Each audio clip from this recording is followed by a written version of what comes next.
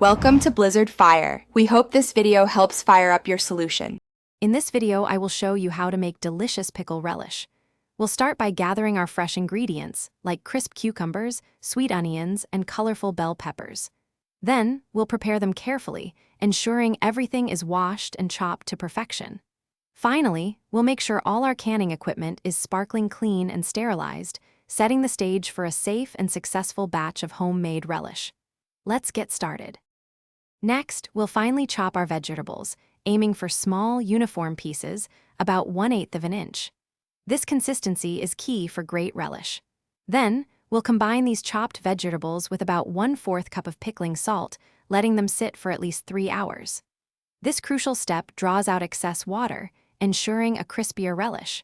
Remember to drain all the liquid thoroughly before moving on to the next stage. Now, let's create our flavorful pickling liquid. We'll combine 2 cups of white vinegar, 1 cup of sugar, and a blend of spices like mustard seed and celery seed in a large pot. Bring this mixture to a gentle simmer. Once simmering, add your drained vegetables.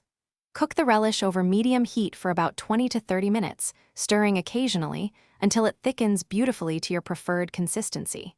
This is where the magic happens. Finally, it's time to preserve our delicious relish.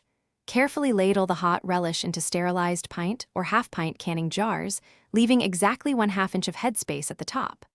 Wipe the rims clean, apply the lids and bands, then process the jars in a boiling water bath for 10 minutes. This ensures a safe seal. Once cooled, store your homemade pickle relish in a cool, dark pantry for up to 1 year of enjoyment. Thanks for watching. If you found this helpful, don't forget to like and subscribe.